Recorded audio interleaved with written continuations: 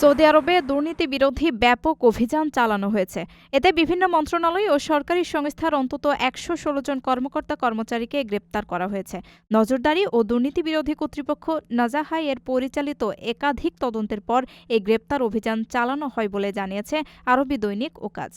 বৃহস্পতিবার গালফ নিউজের এক প্রতিবেদনে এ তথ্য জানানো হয়েছে। নাজাহা জানিয়েছে ২০২৫ সালের ডিসেম্বর মাসে দেশ জুড়ে পরিচালিত অভিযানে ঘুষ গ্রহণ ও ক্ষমতার অপব্যবহারের অভিযোগে মোট ৪৬৬ জনকে জিজ্ঞাসাবাদ করা হয়েছে। এ সময় কর্তৃপক্ষ ১,৪৪০টি পরিদর্শন কার্যক্রম পরিচালনা করে। জিজ্ঞাসাবাদের আওতায় থাকা ব্যক্তিদের মধ্যে স্বরাষ্ট্র, পৌর ও আবাসন, শিক্ষা এবং স্বাস্থ্য মন্ত্রণালয় সহ একাধিক সরকারি প্রতিষ্ঠানের কর্মকর্তা-কর্মচারী রয়েছেন। নাজাহার বিবৃতিতে বলা হয়েছে, এসব তদন্ত ঘুষ ও সরকারি ক্ষমতার অপব্যবহারের অভিযোগের সঙ্গে সংশ্লিষ্ট। অভিযুক্তদের বিরুদ্ধে আইনি প্রক্রিয়া সম্পূর্ণ করে তাদের বিচার বিভাগের কাছে পাঠানোর প্রস্তুতি চলছে।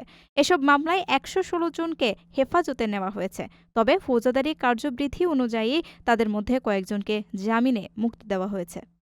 নাজাহা আরও জানিয়েছে, সর্বশেষ এই অভিযান সরকারি খাতের সর্বস্তরে দুর্নীতি প্রতিরোধ, জবাবদিহি নিশ্চিতকরণ এবং জনসাধারণের অর্থ সুরক্ষার ক্ষেত্রে তাদের চলমান অঙ্গীকারের প্রতিফলন।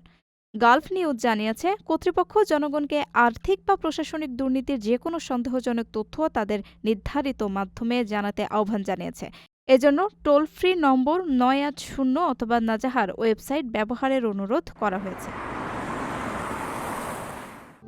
প্রবাসীদের জন্য নির্মাণ হচ্ছে দেশের প্রথম স্মার্ট সিটি, যেখানে থাকছে স্কুল, মসজিদ, হাসপাতাল, সুইমিং পুল, হেলিপ্যাড, পাঠাগার, জিম, সুপারমার্কেট, শিশু পার্ক সহ সকল নাগরিক সুবিধা। মাত্র ৩০ লাখ টাকা বিনিয়োগে মিলছে আকর্ষণীয় ফ্ল্যাট। প্লাটিনাম ইনভেস্টরদের জন্য ঢাকা বিমানবন্দরে ভিআইপি প্রোটোকল সুবিধা।